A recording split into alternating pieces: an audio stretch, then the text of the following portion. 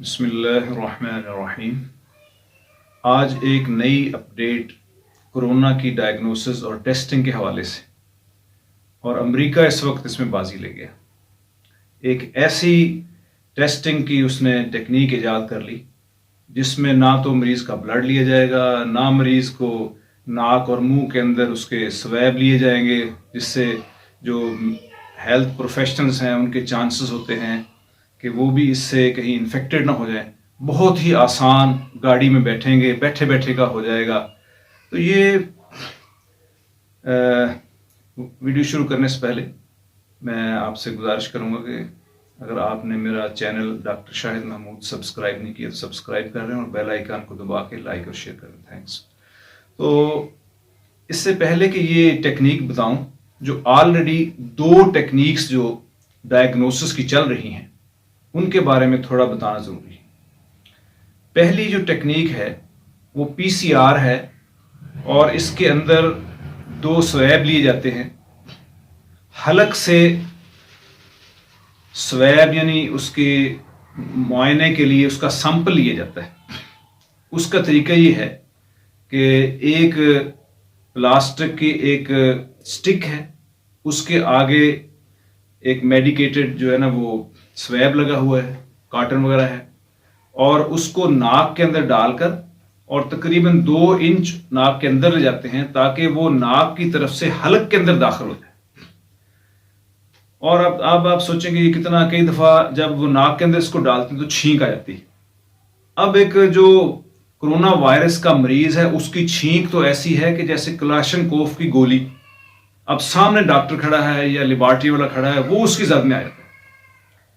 और कई दफा पेशेंट जो है वो जब उनको ये यानी वो स्टिक उसके अंदर दाखिल करते हैं वो आगे जा ही नहीं सकती, और सही जगह जहां से कि उसका सैंपल लेना है वो वहां से हो ही नहीं सकती। उसको हम नेजोफेरिंक्स कहते हैं, यानी नाक की तरफ से जाकर हलक के अंदर जो है ना वो वहां सैंपल लेना। दूसरा इसमें पीसीआर में होता है कि अगर वो कन्वीनियंट ना हो सके तो फिर मुंह के जरिए।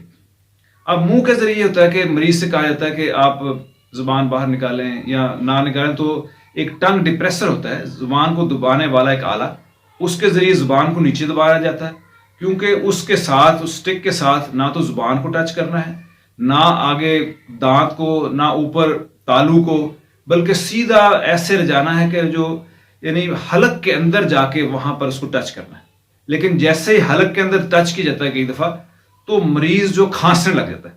अब जैसे ही कोरोना का पेशेंट है और वो खांस रहा है और सामने जो खड़ा हुआ डॉक्टर और जब डिस्पेंसर है या मेडिकल प्रोफेशनल में जो काम करने वाले हैं या लेबॉरेटरी वाले, वो उस खांसी के साथ में आ जाते हैं।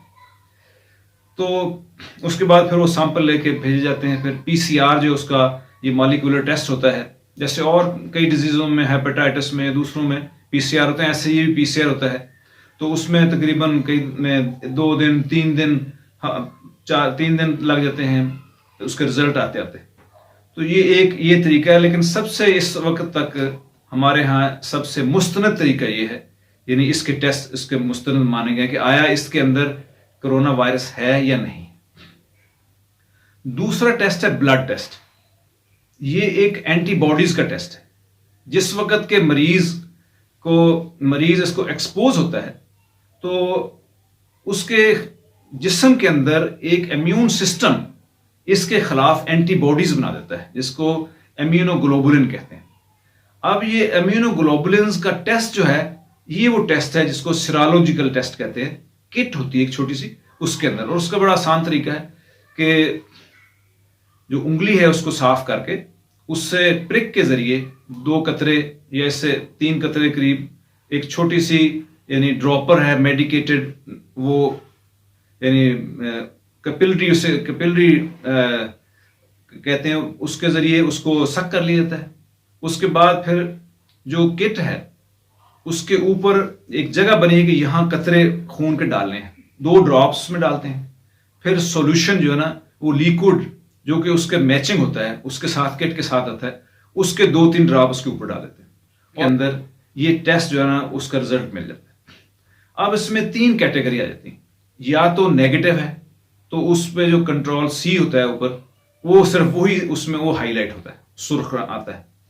दूसरा उसमें होता है IG जी, यानी पहले ये आदमी पहले या कई मरतबा इस वायरस से एक्सपोज हो चुका है और इसके खिलाफ जिस्म के अंदर एंटीबॉडीज मौजूद है। तीसरा है IgM, यानी ये अभी एक्सपोज हुआ है और इसके जिस्म के में इस एंटीबॉडी बनी है एंटीबॉडीज, लेकिन वो फौरी बनी है, पुरानी नहीं है। और कई ऐसे होते हैं जिसमें IgG और IgM दोनों पॉजिटिव होते हैं कि ये पहले भी एक्सपोज हुआ था, अब फिर एक्सपोज हुआ। अब इसके अंदर ये है कि इसमें जो अगर नेगेटिव आ रहा है रिजल्ट, तो नेगेटिव होने का ये मतलब नहीं है कि ये बंदा बिल्कुल फ्री है, और हो सकता है अभी ये इन्फेक्टेड हुआ है लेकिन अभी तक इसके जिस्म ने इसके खिलाफ एंटीबॉडीज नहीं बनाई। तो इस सूरत हाल में भी मतलब ये इसका नेगेटिव आना जो है ना, वो पूरा बंदे को इस बारे में क्लैरिफाई नहीं करता कि इसमें इसके अंदर नहीं है। फिर भी इसकी जो दूसरा टेस्ट है मॉलिक्यूलर PCR, वो करवाना पड़ देता है। लेकिन अगर एक आदमी को पॉजिटिव आ रही है, इसका मतलब ये एक्सपोज हुआ है। अगर उसमें IgG आ गया है कि ये एक्सपोज हुआ है लेकिन पहले का एक्सपोज, इसके जिस्म के अंदर एंटीबॉडीज मौजूद हैं, और IgM का मतलब ये है कि अभी एक्सपोज हुआ है और इसके जिस्म में इसके खिलाफ एंटीबॉडीज बन चुकी। तो ये 2 टेस्ट पहले चल रहे थे, लेकिन इसके अंदर भी यानी ब्लड लेना पड़ता है और फिर इसके इतने वो इसकी यानी इसका टेस्ट का वो हाई लेवल जो है ना उसका, कि ये बिल्कुल दुरुस्त है, इसका दूसरे का नहीं है।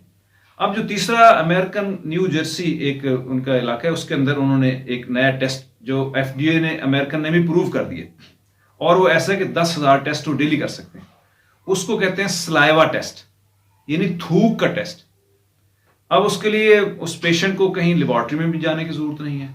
उन्होंने ऐसे किया है कि एक आदमी आ रहा है, पहले एनरोल हुए हैं, उनकी लिस्ट बनी हुई है, वो गाड़ी में बैठे हुए हैं, अपने गाड़ी का शीशा नीचे करेगा, उसको एक उसका जो ग्लास है या उसको जो डिस्पोजेबल टाइप जो चीज उसको दी जाएगी, छोटा सा ग्लास प्लास्टिक का, और वो उसके अंदर अपना जो थूक है वो थूक करेगा बस, और वो उसको लेकर और उसको सैंपल को महफूज कर लिया जाएगा और उसका PCR होगा। अब ये इतना आसान हो गया है कि इसमें ना तो वो हेल्थ प्रोफेशनल डेंजर में आए हैं, क्योंकि इस वक्त आपको पता है कि कितने डॉक्टर्स, कितनी नर्सेज, कितना पैरा मेडिकल स्टाफ जो है इसका शिकार हो गया, सिर्फ इसीलिए कि वो इसको एक्सपोज हो गए। तो अब बगैर विदाउट एक्सपोजर सिर्फ एक जस्ट वो उसमें स्पिट करेगा, थूकेगा हल्का सा थूक, और वो ग्लास उनको दे देगा और वो फारग है, और उसके बाद ये तकरीबन 1 से 2 दिन के अंदर इसका रिजल्ट आ जाए। तो एक बहुत बड़ी ये इस वक्त अचीवमेंट है, जो कि उसके बाद दूसरे पूरे अमेरिका के अंदर, और वो कहते हैं ये इसको बनाना भी बड़ा आसान है। इसकी हजारों जो है, ये हजारों की तादाद से इसकी किट्स बड़ी इजीली अवेलेबल हो जाएगी। तो ये अब तक के लिए एक नई अपडेट आई है, और मुझे उम्मीद है इंशाल्लाह दुनिया के अंदर भी, क्योंकि जब तक इसको पूरा यानी जो केसेस हैं उनको सही तौर पर उसको सॉर्ट आउट ना किया गया और उन पेशेंट को आइसोलेट ना किया गया, इस पर काबू पाना बहुत मुश्किल हो जाएगा। तो ये एक बड़ी अपडेट्स है। तो उम्मीद है आपको मेरी ये वीडियो पसंद आई होगी, और आखिर में फिर मैं गुजारिश करूंगा कि आप मेरे चैनल डॉक्टर शाहिद महमूद को सब्सक्राइब करके इसको लाइक और शेयर भी कर दें। Thanks for watching. Allah Hafiz.